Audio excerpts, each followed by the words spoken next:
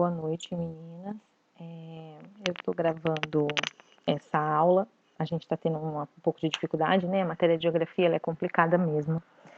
Para mim também é um desafio, né? Porque eu não sou professora de geografia, eu sou pedagoga e todo o conteúdo que a gente aprende na pedagogia, ele é bem, assim, não vou dizer que ele é superficial, mas nós não somos especialistas na área.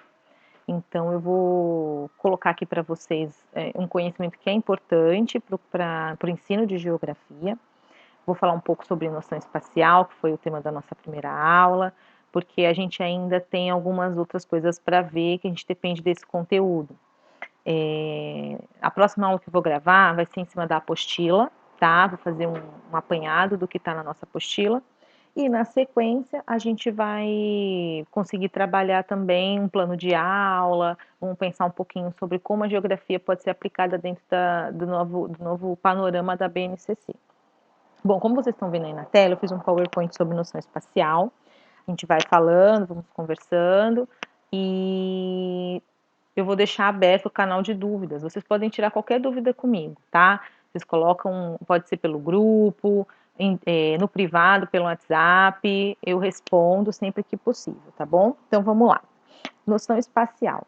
Então, o espaço, o que é o espaço? O espaço é algo construído pela sociedade. Então, quando a gente pensa no espaço, a gente tem que pensar que ele é fruto da nossa socialização, da nossa relação com os ambientes, com a natureza, como a gente interfere nesse espaço, né? Então, o espaço ele vai ser modificado pelo ser humano e a sociedade, ao modificar o espaço conforme as suas necessidades, ela está construindo dentro desse espaço uma nova dinâmica cultural, econômica, social, né? E ela vai adequando esses espaços às necessidades do dia a dia, da evolução, da tecnologia, de tudo que vai chegando, a gente vai modificando o espaço. Essa modificação também se dá nas relações com os lugares. Então, por exemplo, numa cidade mais urbana, num centro mais metropolitano, numa metrópole maior, como no caso de Rio das Ostras, mas, por exemplo, na capital, no Rio de Janeiro, por exemplo, a gente tem uma dinâmica diferente com o espaço, né? Então a gente precisa pensar que dependendo da maneira que as pessoas vivem em cada região, acontece a modificação do espaço. Bom, quando a gente pensa em aquisição de noção espacial, a gente tem que lembrar que ela é construída em etapas, e isso é muito importante. Essas etapas a gente pode se basear na teoria piagetiana, né? Então, do período de 0 a 18 meses, ele é o período chamado sensório-motor, que vem da teoria do Piaget, vocês já devem ter visto em psicologia da educação, e é nessa fase que a gente elabora as primeiras aquisições espaciais. Um exemplo disso são os bebês. Como eles são muito pequeninos, quando eles são pequenos, de 0 a 6 meses mais ou menos, você pode ver que eles movimentam os braços de uma maneira descoordenada, né? Desordenada. Por quê? Porque eles não têm essa relação com o espaço ainda, eles não construíram essa relação com o espaço, né? A partir dos 2 anos de idade, a criança ainda é egocêntrica. O que é ser egocêntrico? Ela acha que o mundo parte dela mesma, né? O mundo gira em torno dela, ela não tem essa noção do outro. Então, ela não é capaz de separar o eu do resto do mundo. Então, o referencial para ela é o próprio corpo. Por isso, na educação infantil, e nos primeiros anos, né, do ensino fundamental, que é a primeira etapa do ensino fundamental, de 1º ao 5º ano, a gente tem que trabalhar e desenvolver essa noção de espaço com as crianças. São essas atividades de construção, de noção do espaço, lateralidade, que vão desenvolvendo na criança a noção de espaço. A partir dos 6 ou 7 anos, que é o período pré-operatório, que aí começa o processo de centração, que é a criança se libertar desse egocentrismo, né? Ela começa também deixar de ser o referencial para o mundo e começar a perceber que o outro não é ela. E aí ela vai dando espaço para novas internalizações, né? Ela começa a internalizar o espaço e compreender que o espaço está aquém dela mesma. Então ela é um ser e o espaço é outro. E ela pode ocupar esse espaço de diversas maneiras, né? Então a relação com o espaço é parte integrante na vida de uma criança. Desde o nascimento, o ser humano tenta se adaptar e se encontrar no espaço. Então, o que isso quer dizer? É o que eu estava falando agora há pouco sobre a criança, sobre o bebezinho. Quando a criança começa a engatinhar, a gente começa a perceber que ela tem essa necessidade de explorar o espaço, né? Ela está andando pelo espaço e conhecendo e se relacionando. Essa construção, ela vai se dando aos poucos. E o papel do professor nesse momento é ajudar a criança a conhecer os espaços onde ela está inserida e explorar esses espaços. Porque através da exploração do mundo é que a criança vai desenvolvendo essa noção espacial, essa noção de relação do homem com os espaços em que ele está inserido. Bom, na educação infantil, nas séries iniciais, também é importante que a gente trabalhe essas habilidades espaciais, né? A criança começa a ter necessidade de conhecer para cima, para baixo, dentro, fora, direita, esquerda, né? Então, esse trabalho do professor nessa etapa já consegue ser construído dentro dessa ideia de relação com o espaço, né? Com os outros objetos à sua volta. A criança consegue se relacionar e compreendê-los. E aí eu fiz essa tabelinha, que é mais ou menos, é uma tabelinha de apoio mesmo para os estágios de desenvolvimento da criança, né? Essa tabela, ela está baseada na teoria piagetiana, então a gente tem ali, né, o estágio sensório-motor de 0 a 18 meses ou 2 anos, que são os estímulos ambientais. É da imobilidade à marcha, que é quando a criança começa a andar, engatinhar, né? Movimentação, exploração, a manipulação do mundo e como é importante os sentidos nesse período, né? O ouvir, o cheirar, o falar, né? Esse contato visual com o outro é onde a criança vai construindo o seu eu. No segundo estágio, que é o pré-operatório, que vai dos 2 aos 6 ou 7 anos mais ou menos, aí começam os esquemas simbólicos, né? A capacidade de representar, egocentrismo, as ações intuitivas, né?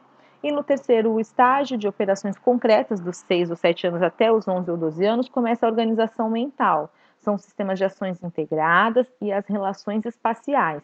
É aí que a gente começa a conseguir construir um sistema de ação integrada para a criança. Ela começa a entender que o que ela faz pode influenciar num outro espaço do mundo, ou na própria cidade, ou no próprio planeta, pode influenciar na vida do outro, então ela começa a ter essa noção de integração.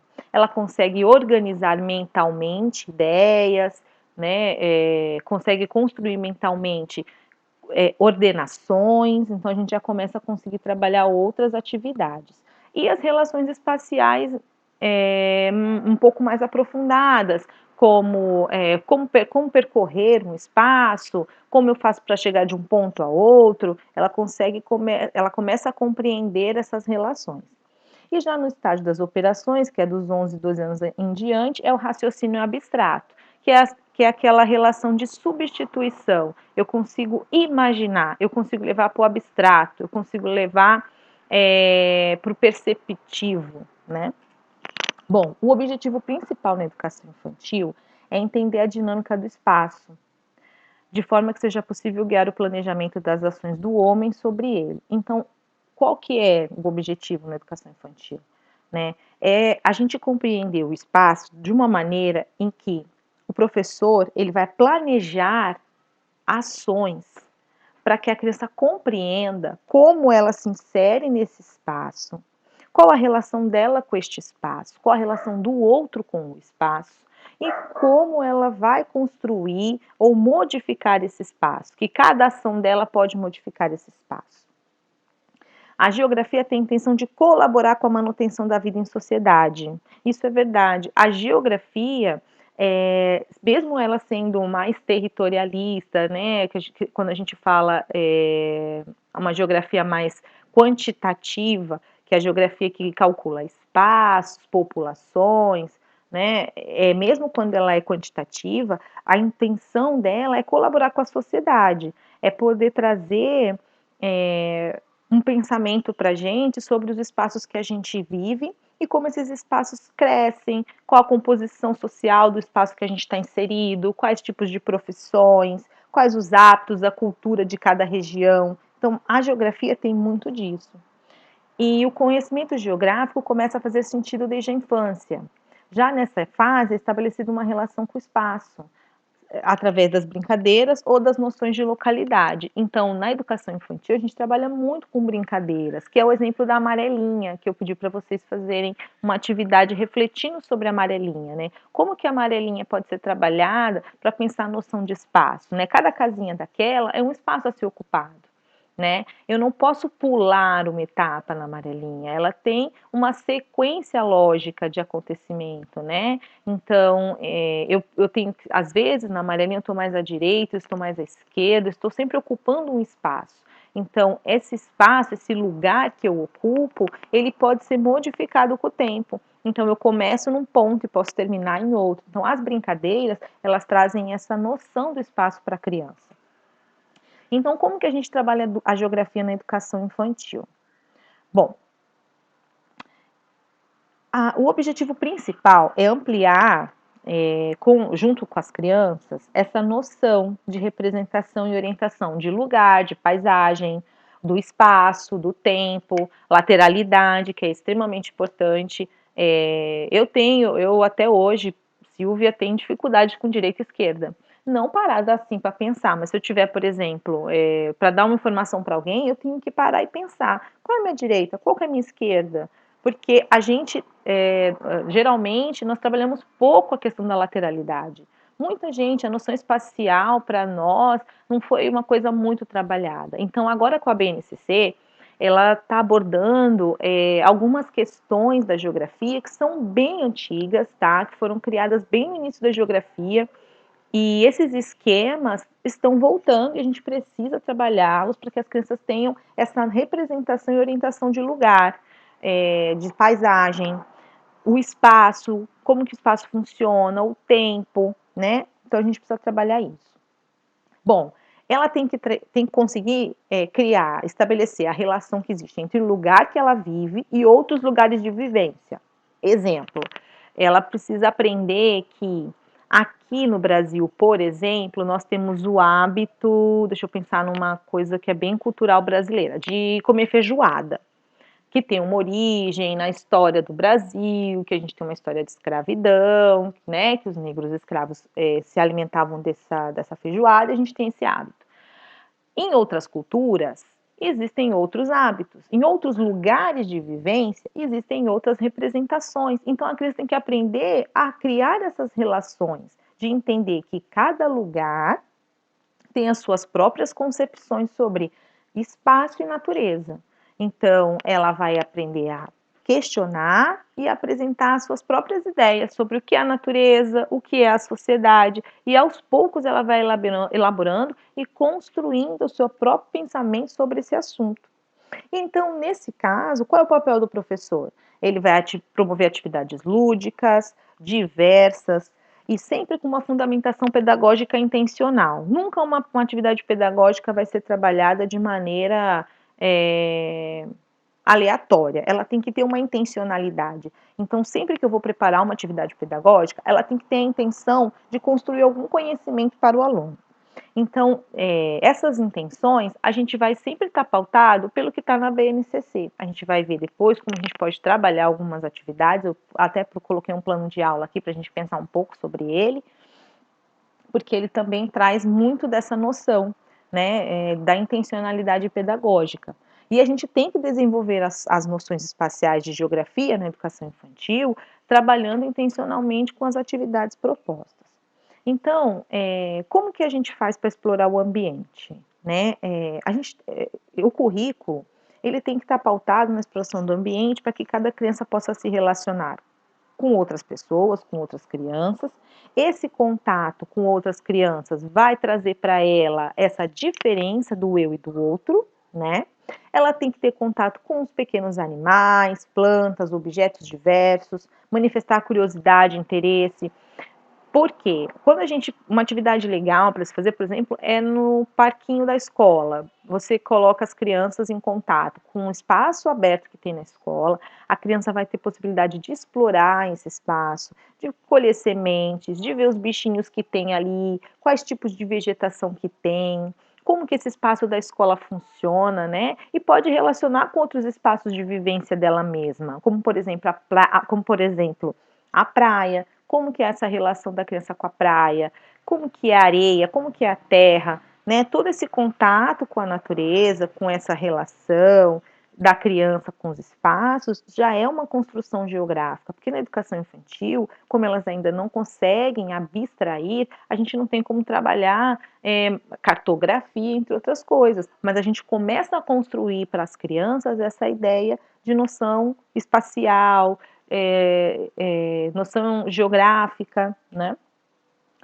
Tem que estimular as crianças a ter curiosidade pelo mundo social e natural, formular perguntas, elas têm que estar dispostas a imaginar soluções, dar suas opiniões sobre os acontecimentos do mundo, e buscar informações, confrontar ideias. Então, o papel do professor nesse momento é levar a criança a refletir sobre as várias formas de vida que existem na natureza, como cada uma funciona, onde elas estão, né, as relações dos espaços urbano e rural.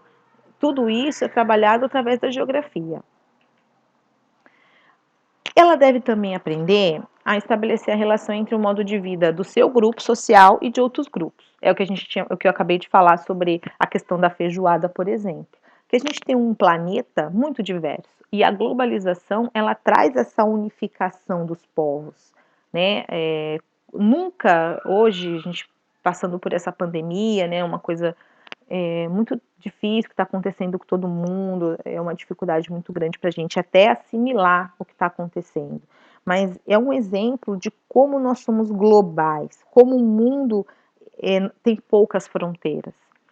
E da mesma maneira, dá para a gente refletir de como cada sociedade lida com a dificuldade, como cada sociedade vai lidar com um problema de saúde, com o problema das diferenças sociais que ficam extrapoladas num período como esse. Né?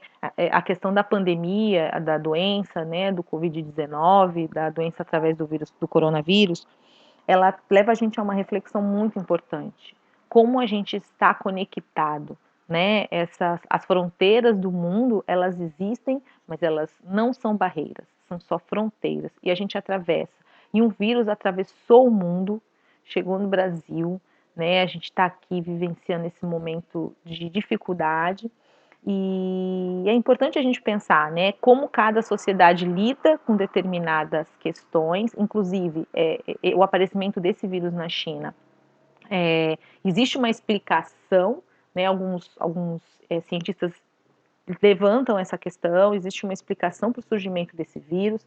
Eu até posso passar o vídeo para vocês se vocês tiverem interesse, é um vídeo super interessante de como esse vírus surgiu nos mercados chineses. Ele surgiu no mercado vivo da China, em Wuhan. Né? Lá na China existem alguns mercados vivos, e nesse mercado vivo eles abatem o animal na hora, muitos animais silvestres, né? O consumo de muitos animais silvestres, e isso pode ter ocasionado o surgimento desse novo coronavírus. Então, o que, que acontece? A gente parar para pensar que uma coisa que aconteceu do outro lado do mundo, uma questão cultural daquele país, né? Porque o consumo de animais silvestres é comum lá, né? Culturalmente. E surgiu por uma necessidade daquela sociedade em um determinado período da história deles. E ela prosseguiu dentro da história. E isso acabou ocasionando um novo coronavírus que se espalhou pelo mundo e que vai levar o mundo a um colapso econômico. Então, assim, como a gente está ligado, mesmo tendo culturas tão distintas e estando tão longe uns dos outros, né? Mas é tema para uma outra conversa, a gente pode até conversar sobre isso.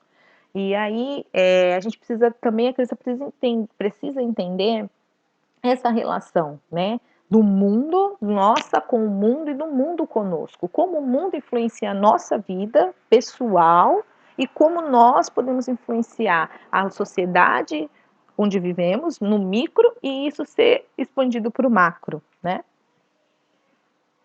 E estabelecer a relação entre o meio ambiente e as formas de vida que ali se estabelecem, valorizando a importância para a preservação das espécies e para a qualidade de vida humana. Isso está nos referenciais curriculares nacionais para a educação infantil.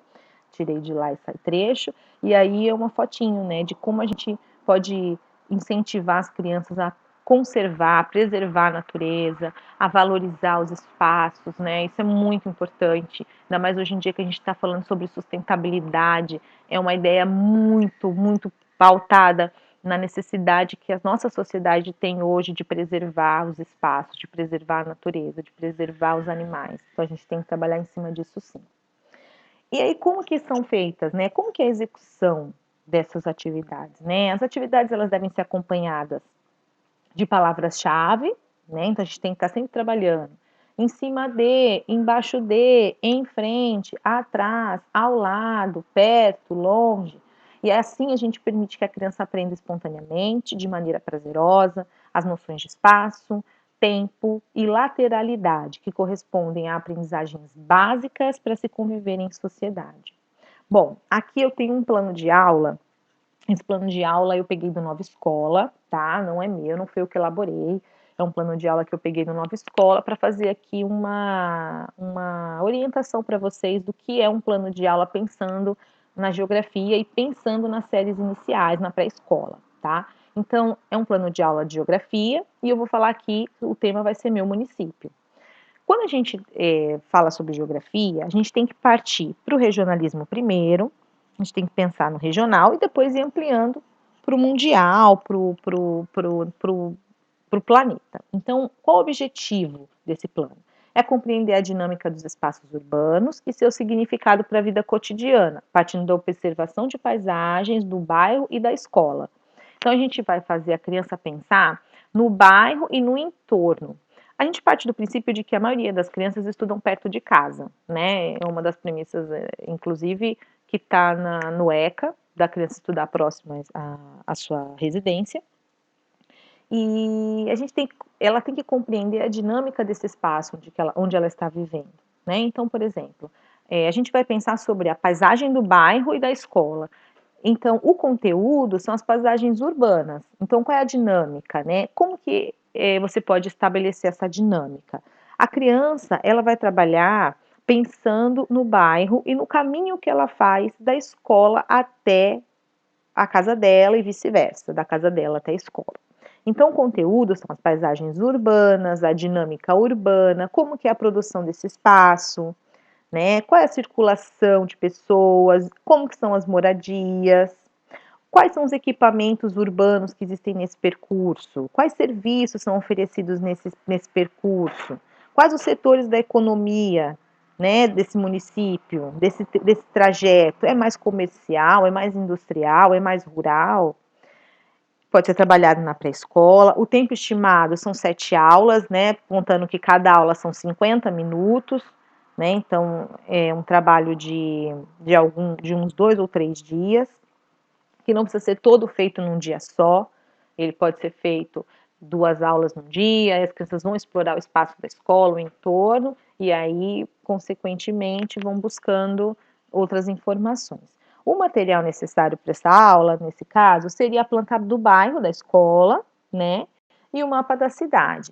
Se a escola tem acesso a computador, a gente pode usar um computador e buscar no Google Earth, com a câmera fotográfica, um celular, o que tiver à disposição, para a gente procurar esse mapa do espaço onde a escola está inserida, né? A gente pode procurar e buscar essa informação para verificar mesmo pelo Google Earth como que é visto de cima, né? A imagem do espaço da escola, o bairro, né? É muito interessante. E a primeira etapa, a gente pede que os alunos observem a paisagem do bairro da escola. Então, no caminho que eles percorrem, eles vão procurar identificar aspectos relevantes do local. Eles podem citar o que notarem das características, se a rua é asfaltada, se a rua não é asfaltada, se é rua de terra, se é rua de paralelepípedo, se existem praças nesse percurso, se existem parques nesse percurso, quais os pontos de comércio que tem, se tem padarias, se tem mercados, se tem posto de gasolina, se tem açougue, o que tem nesse percurso, quais os serviços principais que esse percurso oferece, né? Ah, eu vi um posto de saúde, eu vi no meu percurso uma delegacia de polícia, se existe indústria, né, outro tipo de produção, pode existir outros tipos de produção, e as moradias, se é um bairro mais comercial, mais residencial, isso a gente também pode trabalhar. Na segunda etapa, você vai pedir para os alunos que eles relatem as paisagens que eles observaram, indicar as condições de manutenção. Só um minutinho, meninas, espera aí.